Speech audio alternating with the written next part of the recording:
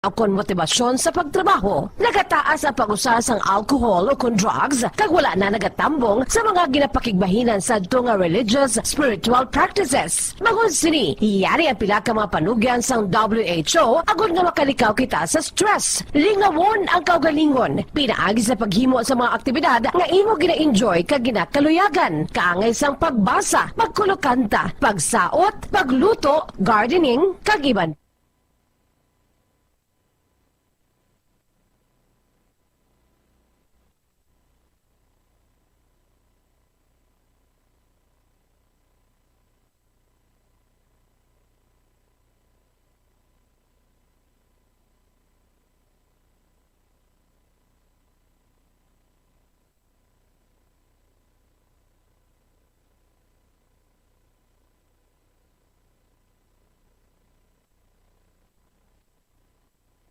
Ang ginahambal iya sang World Health Organization nga until pa sa 2022 posible ning di blaga pamangkot kita sa aton yung mga kauturan sano pa rin patapos-tapos ang COVID man balikan tang Patrol Bombo Anthony ang hambal sang World Health Organization ang ining COVID-19 until pa ni or tub-tub pa ni sa 2022, no? So, kay kiti, di ba? Kalabanan sa ato niya pangkot. So, ano pa rin matapos-tapos ni? No? Sa ato niya mga kauturan, sa ato niya mga kaubombo, sa ano pa rin matapos-tapos ning COVID nga ini. So, mayara sa pagtuon, na. Kahit, although subong makita naton, manotice naton, sa ato niya mga kauturan, kaya sa ato niya mga kabombo, dili sa aton sa Bacolod, tiyan mo na, medyo taas-taas pag man ang kaso, but nationwide bala, naganugbo na gid man everyday, no? Naga 4,000 na lang nagadugang, naga 3,000 everyday, no? So in fairness, kay titungod, sige-sige man ang aton iya nga vaccination mo, no? Sa aton iya nga mga kabombo, na tungod, sige-sige man ang aton iya nga vaccination. So muna, pinaka-importante lang man gid diri subong sa aton, we have to mag-cooperate. Amo na lang gid man ang pinaka-importante, mag-cooperate kita, magpabakuna kita kay amo ni ang kumbaga amo ning pambato ta sa COVID, no? Observe kita protocol that is very very important sa subong, no? Sa aton nga mga kabombo. Kay syempre gusto ta man mag-Christmas tani, nailapit na lang, no, maka-enjoy kita, pero who knows kay basi ma-achieve taman ang herd immunity kundi kaya amat-amat nang ba nagakahalog mo. In fact, sa mga lugar sang nagligad ganing sa ruwas ang pungsod nga hindi pa maka-travel, subong nabuksan na naman, so amat-amat. So that is why iba nato yung mga kauturan, mga Filipinos dito, ano na dayon, i-grab opportunity mapauli sa Pilipinas, no? Ay lain gid ko makapauli diri sa Pilipinas, no? So amo na sa aton yung mga kauturan, kooperasyon ang liyabi sinitanan, no? Cooperation ang liyabi sinitanan, no? Sa aton nga gina-eksperyensya subong nga agreement kamo. Kay ti kun sige man nga hindi kita ya mag-cooperar. Amo man gyapon pero ti we have to gidya cooperate gidya. Okay, sige Bombo Anthony, no? Balikan naton ang dugang pang balita sang patrol sa aton subong yang aga diri sa aton yang palatuntunan sa Bombo Reports first edition. Perte man tong bantay sang PNP Maritime Group ho sa Dolomite Beach sa May Manila Bay sa Reyes Boulevard kontra sa krimen kag sa mga way nagasunod sa protocol. Mo ni ginawa naton sunod sa protocol kay na-amaze sila sa Dolomite Sand. Dumduman yung Dolomite Sand sa Manila Bay. Ito ba last time ginulanan na ginapalid laman bla maldapyahan sang balod kakunano magkalapalid so ang puti nga bala sa ginbubo to nag-itom na naman liwat tiba naman nila pila ka milyon nga gasto sang gobyerno sini ano man yang gadgad nga abutangan tagi na Dolomite Sand man nga ginapakigbato way man gyapon pulo sa man tiginatag mo na tang pundo para sa mga pigado subong kay COVID na puslan pa. Ang pinaka-importante manada sa Manila Bay matinduan mo, no? Pero bubuan mo pa sa milyon ka peso para sa Dolomite Sand. Do kay hindi insakto, no? Do ka wrong bla? Lumambal ka, ay nano ni nga plastade nga kinanglantagin niya bubuan sang Dolomite Sand. Dugin usikan talaga milyon ka pesos nga kwarta sang gobyerno. Anyway, dali lang gid bala. Balikan ta si Bombo Zil sa dugang pa nga mga balita. Bombo Liani Zil Minardo. Bombo Zil, please go ahead. Sa Bomboan, isa ka persona ang nadakpan sa patigayon nga gun bypass operation sang Talisay City Police Station kaupod ang First Negros Occidental Provincial Municipal Mobile Force Company o Negros Occidental Provincial Mobile Force Company Bomboan kag RMFB Intel Negros dito sa Hacienda Matabang Lopez, Barangay Matabang, Talisay, Negros Occidental. Ang nadakpan amo si Peter Sitar, 31 anyos, so single, isa ka residente sa Hacienda Doña Enrica, Barangay Zone 4A, Talisay City, Negros Occidental. Nakuhaan ini siya pagi sa drug bypass operation kung sa diin na aresto ini nakuhaan ini siya sa isa ka unit sang caliber 45 pistol, Colt MK4 Series 90 bomboan kag isa ka 500 pesos. Nag-serve as a mark money, isa ka magazine nga caliber 45 pistol para ini siya sa caliber 45 pistol babuan, 14 ka bilog nga live ammunition for caliber 45 pistol, 11 ka budol money kung sa diin babuan ini nga na-recover tanan nga mga evidences na kuha ni mismo sa may suspetsado. Pag ang suspetsado subong bomboan, yara na nakahunong sa Talisay City Police Station, agad pa sa kaan sang kaso sa paglapas sa Republic Act 10591 o kon Comprehensive Firearms and Ammunition Regulation Act bomboan. So kasubong man bomboan, may nag-anuntad nga aksidente sang dito sa may Valladolid, yung sa diin ining court, nag-overshoot ini sa piyak na lane, na dagdag ini sa bomboan o kanagdiretso sa kakampuhan kaluyan ining biktima na wala lang gin pahingadlan ni Sir Police Major Binoman, wala na lang gin hatag ini ang identity pang subong naka-recover o kon okay na ang pumasag sini sang driver sang Ford nga puti bomboan nga nadagdag sa may Valladolid dira sa may kakampuhan near lang sang CPSU campus bomboan. So bomboan may ara nga pahayag si Police Major Wilfredo Binoman, ang hepe sang Valladolid Municipal Police Station. Ford nga pick-up traversing from south to north direction. Nag-overshoot sa piyak nga lane kag unfortunately nadagdag siya sa katubuhan. Wherein very thankful man kita nga ang driver safe man kag ang iya airbag kag ang mga safety features ang iya salakyan nagagana man ma'am. Ano natabo sir nga nadagdag ko siya? So sa iya may naglikaw siya sa isa ka ido nga nagtabok kag hindi yan na ma-control ang iya pagmaneho. Amo na pasalamat man tagani kay wala man siya may nasugata kag loan lang gid nga victim siya man lang ma'am. Anong iya gani nga salakyan sir? Ford nga daw gray. Oo. Passing from south to north direction pa to Bacolod. So taga diin siya sir? Ang victim taga south man ma'am. Lalaki, babayi? Lalaki ma'am. Okay. Gaga-edad sa ano sir? Nag-edad more or less mga 50 years old ma'am. Okay. Wala mo siya inimnan? Wala ma'am. May appointment siya sa Bacolod kag makita man naton nga okay siya. Kag pasalamat man tagani nga pag-responde natin giliyon, safe and sound na siya, sir. How many meters away, sir, dira sa inyong police station na tabuan sa aksidente, sir? More or less, ma'am, mga 300 to 400 meters, ma'am. Ang CPSU campus. Yes, sa bomboan, kaloy, nga wala man sang sugata tuot, kung may sugata daw ka alang-alang no may posibilidad na bambuan nga daw kataribte pagid sang natabo ang kaluyan man nga wala sang casualties dito nga nagluntad sa aksidente bambuan. Amo lang gid na, no? We have to be,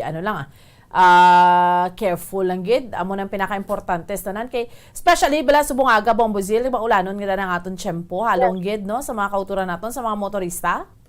Amo kita bambuan kay tay madanog-danog subong dalan sa kaluyan bambuan update naton sa Chimpo. So kung makita naton sa likuran ko bambuan medyo nagsanag ang sa parte sang norte bambuan pero diri sa south daw medyo kadulong pagid sa gyapon pero wala naman nagaulan gid gamay na lang talip ni bambuan kaluyan yung medyo mag-init subong adlaw bambuan. Amo gani man, sige. Anyway, salamat sa imo Bombozil.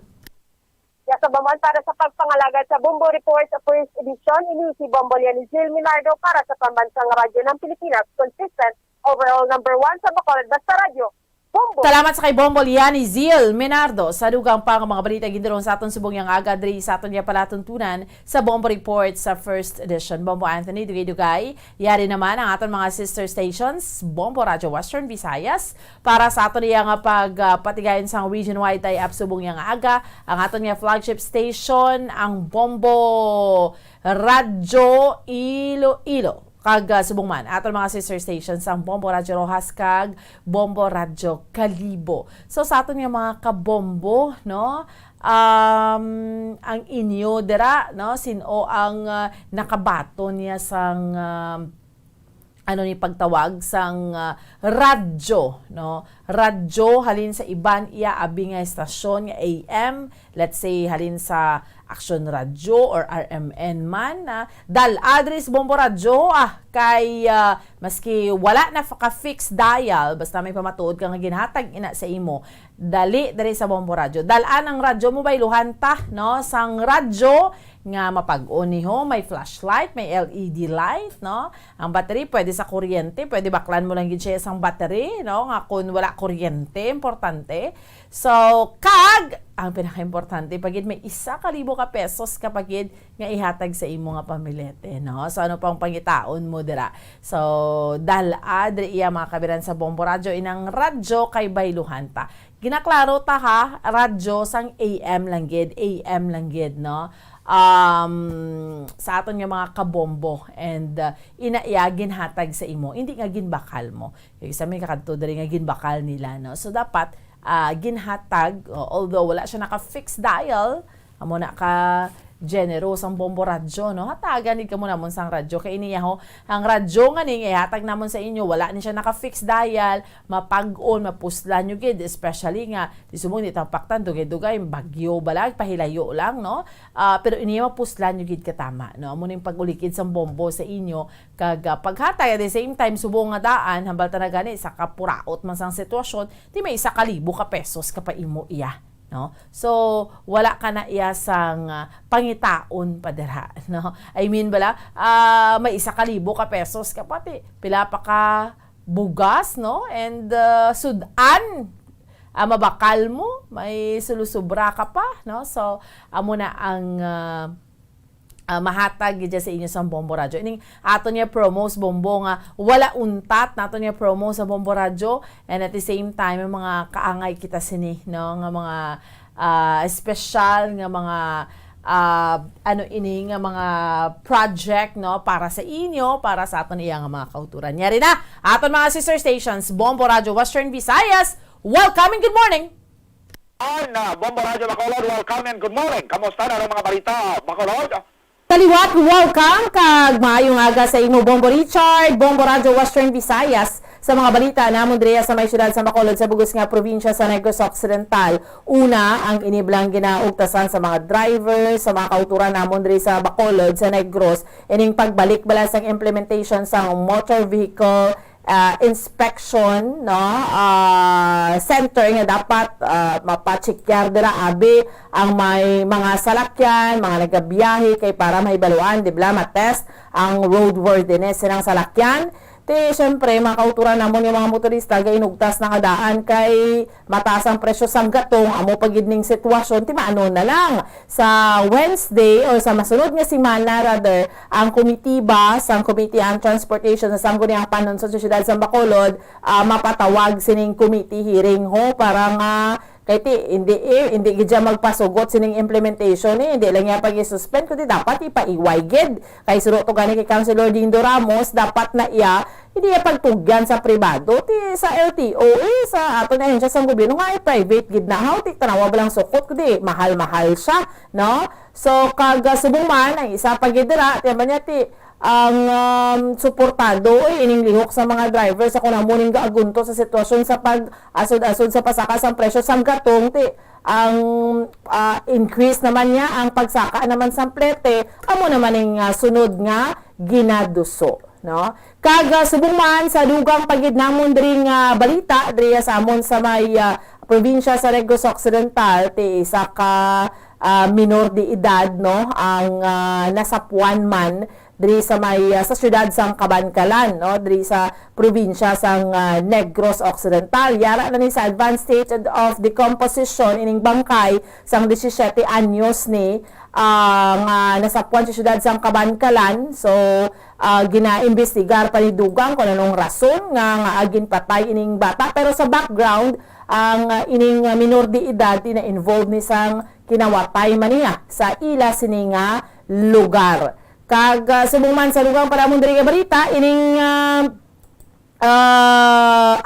ang gina-intensify na gidya ang house to house bala sa amon Bombo Richard, Bombo Radio Western Visayas nga vaccination diri sa syudad sa Bacolod nga gina house to house ginakantuan na gid ang mga pumuluyo basi wala pa kababakuna pabakunan na no. So amo ni mga balita namon diri sa may syudad sa Bacolod sa bugos nga probinsya sa Negros Occidental. Balik sa imo Bombo Richard. Salamat kid Bombo Radio Bacolod.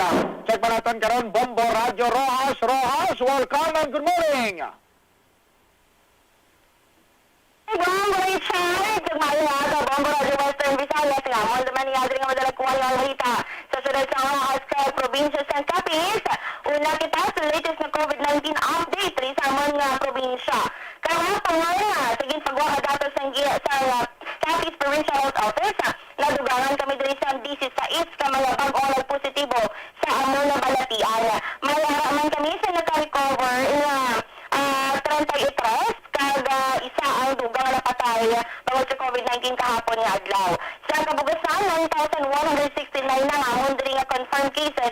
So sa ini nga numero ang naka-recover diri 8,374 ang mga nagkalamatay naman iya 434 kag good news kay naganubo amon sa active cases kay sa karon 361 na lang ang amon sa iyan nga active cases. Nadugan naman diri nga balita since dati sarado ang tanan pang publiko man kontrabado nga sementeryo, Columbaria, kag mga parks diri sa aton na punsel ang mga tawo diri sa amon nga syudad kag probinsya nagamat-amat na padulong sa mga sementeryo isa ka semana antes pagkasiraduhan ang mga sementeryo. Yung ilang ginaobra since hindi man sila makakadto gidang iba na sa mga malayo nga mga lugar. For example, ikaw tagalilo ka makadto kayo dabi sa Capiz, ang iba nila nagapalimpyo na lang or ginasulan na lang nila ano pa nini negosyo pa ini sa magkulturan na nato nga muna ang trabaho hayang iba na nagamatamot na palimpyo kag papinta pahilamon dira sa ila mga neksyo sa ila mga nagtaliwan nga mga pinalangga sa kabuhian. Sa dugay namon diri nga balita Bombo Radio Western Visayas ang gimpanugutan na diri sa amon nga probinsya sa Guwa sa Region 6 nga magasulod diri sa amon nga probinsya kanti ang kinahanglan na lang nga rekasitos sa mga fully vaccinated na requirements ini para sa mga magasulod diri sa amon nga probinsya. Ano na lang kung fully vaccinated kati good news kay man hindi na kinahanglan sa RT-PCR test result. Vaxcert na lang kinahanglan mo mag-login sa vaxcert.ph kag syempre coordinate coordination, travel coordination permit na makuha sa s-pass.ph. At sa mga hindi iyasang bakunado, amoy na, no? Kinahanglan gyud ang negative nga RT-PCR test result. Sa dugang paginamon diri nga balita kahapon, mga progresibo, mga aktivista nga grupo nagpatigayon sa ilayang nga ticket rally. Ginasinggitan nila Bomborado Western Visayas amo ang gobyerno dapat maghatag sang duta sa mga mangingisda, mangunguma kag kung sino pang apektado sa pandemya. Suguman na dapat sunod diri sila sining tatumaba na si Monica Cabantog, no? Dapat lang natagan sa gobyerno sa pag 10,000 pesos kada pamilya na apektado gani sining pandemic. Kag hustisya, no? Ginatahin nila hustisya sa ano man yun, sa mga Pilipino kung man sunod sa ila dahil wala ginatagaan sa aksyon o wala ginatagaan sa solusyon sa natin nga gobyerno ining pila ka mga problema diri sa aton nga pungsod karon gilang gani sang gutom. Iniging patigayon sa ano dapat, no? World Food Day, pero pila World Foodless Day. Marason natin ang ilang ginasinggitan pagkaon o duta, ayuda kag hustisya nagikan sa aton nga gobyerno. So far lang mo naman dalakuhan ng balita diri sa among syudad kay bugas ng probinsya sa Capiz. Balik sa imo, Bombo Richard. Salamat yun, Bombo Radyo Rojas. Check man natin karon Bombo Radyo Kalibo. Kalibo, welcome and good morning. Welcome and good morning, Bombo Radyo Western Visayas, Bombo Richard. Magandang mauna naman din ang mga balita sa Banwasan na Kalibo, kagabubusan niya, probinsya sa Naklar. May kantanan man diri sa amon, no? May ara maging pag-uwang advisory ang amon nga gobernador sa probinsya sa Naklar, Governor Miro Flores, nga amo man na, no? Nga ang mga returning Aklanons nga magapaulit diri sa amon sa probinsya sa Aklan, pwede makapauli, no? Nga bisan wala na sang bit-bit nga negative result sang ini nga RT-PCR. Basta ikaw lang isa fully vaccinated nga returning Aklanons, no? Okay na. Basta may record ni Sadbitar sa vax na vax certificate, COVID-19 vaccination certificate nga kung tawgon, kag siyempre fully vaccinated ka, kag dapat mag-plastar ka sa vaxcert.doh.gov.ph. Pwede ka na makapauli diri sa amon sa probinsya man sa Aklan ang mga returning Aklanon. Kag pag-abot naman sa SPAS requirement, ang amuna, no? Ang pag-require sa amuna na mga individual, mag-plastar to sa may isla sa Boracay, kag diri sa amon sa probinsya sa Aklan sa mainland, no? Suspended ina until kung tano pa makapagawa ang amon diri nga taga-provincial government, no? Sang ilang nga pagkumandayon nga ganito so far suspended na subong sa karon.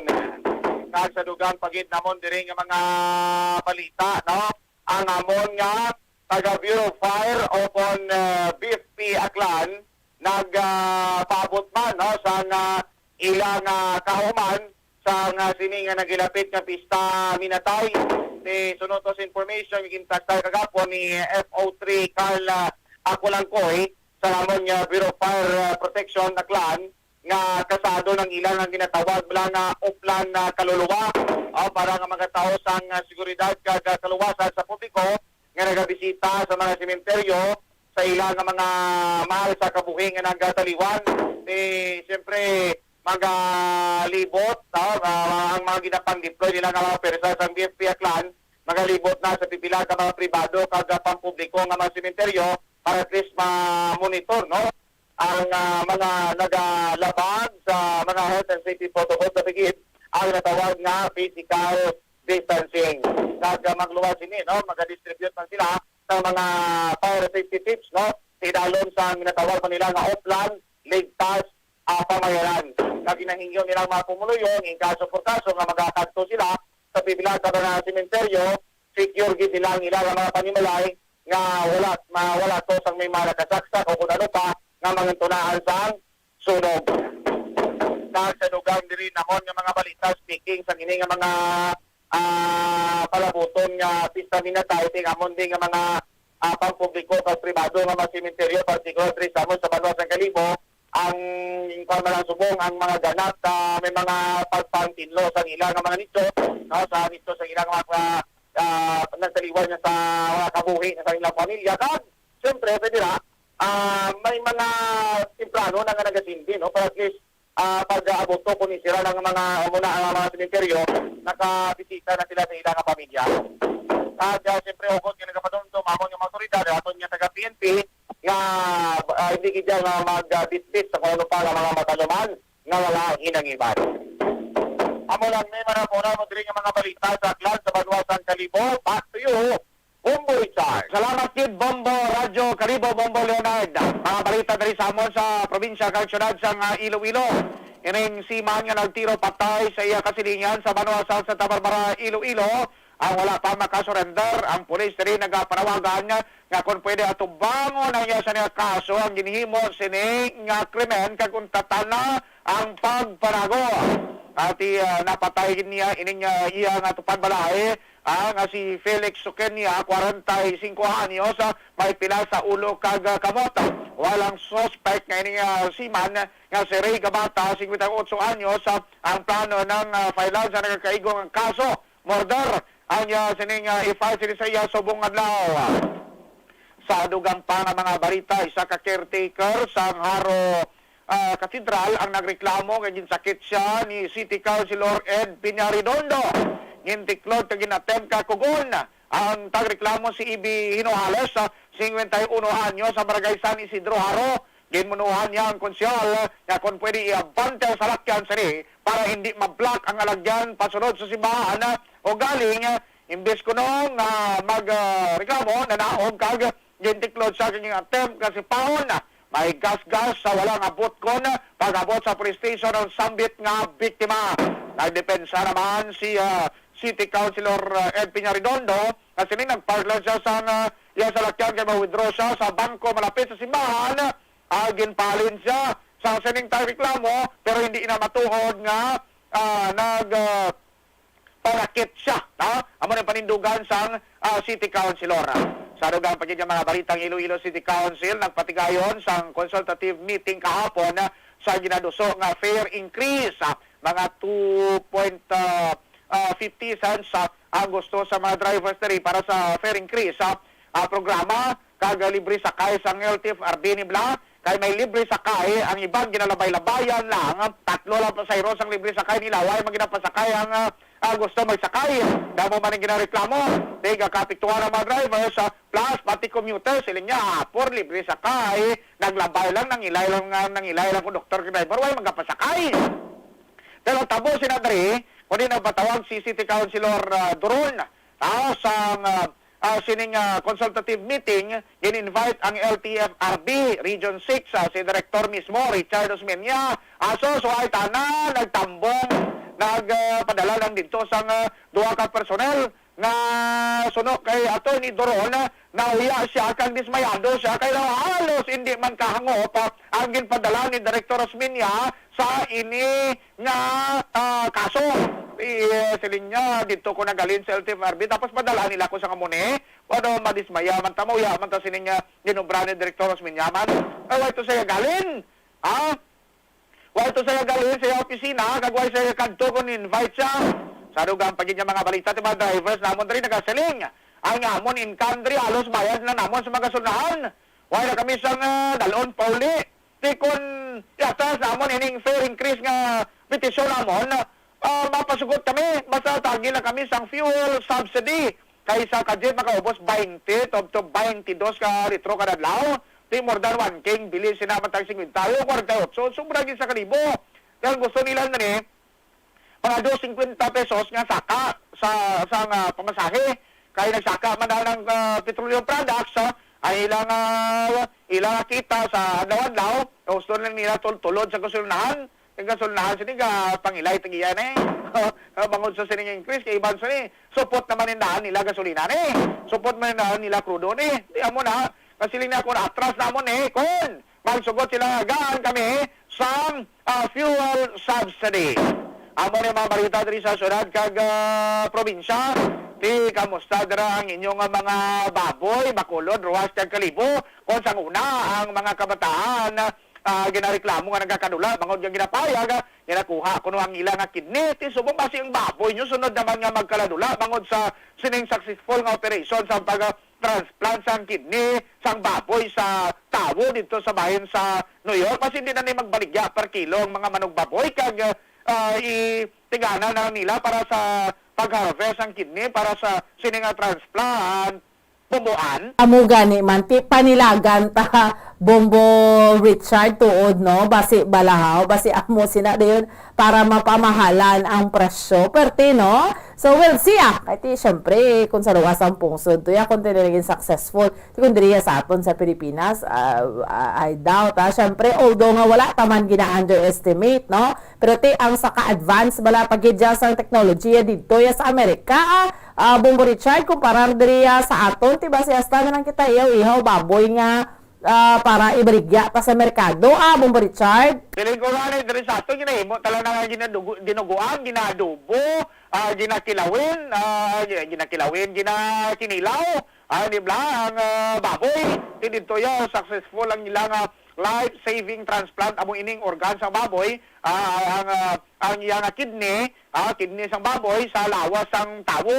Ti subong wala nagawa may nagasagod baboy ti basi sa sunod bala matingala tang baboy naman magkaladula ruhas.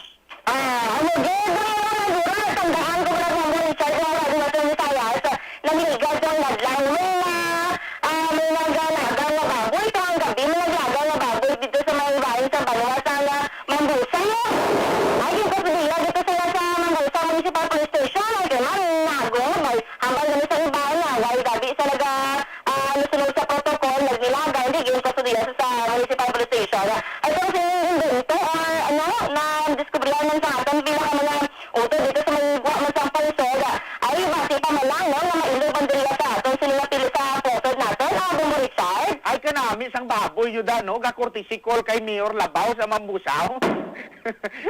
Malain niya klase baboy inyo da. Ti siniho subong laka na lang gawang nagasagod baboy man mo kun nga ang kilo sang baboy sang ligal 150 mo buhi. So mo ang kilo sa baboy 100 na lang. Tikon mag 100 man kilo sa baboy, 10,000 bili niya. Kulang gani sa feeds. Pero tang punto bala nga kung nakita din sa successful galihin pwede man galihin pwede man magamit sa tao. Sila niya sige hada. Ang uragok mo daw baboy man kalibo. Mo na ang problema, Bombo Richard mo. Kay bati kung kung ano man ang ginapangimo sang baboy, maadat mo bla. Importante lang ta kay kung mag-function na sang mayo, makabenepisyo si mo. Kaya kung mag-amo sini, no, kumbaga pwede na kikili, magkataon isang solusyon sa ato yung mga kabumbo nga nag-anto sa may kamalas ang balatian sa mo sini, bla, Bombo Richard. Laban gid. Siling ko ti kon kidney sa baboy ang ibutaw sa kidney sa tawo. Ti ang baboy way man niya kainom ilimnon mo. Way man niya kainom sa makaulubong nga ilimnon. Usually ang mo nang ginareklamo sa mga tao sila no, mabi na igong yung kidney ta kay plaubog ta mo. Tao pala inom ta mo.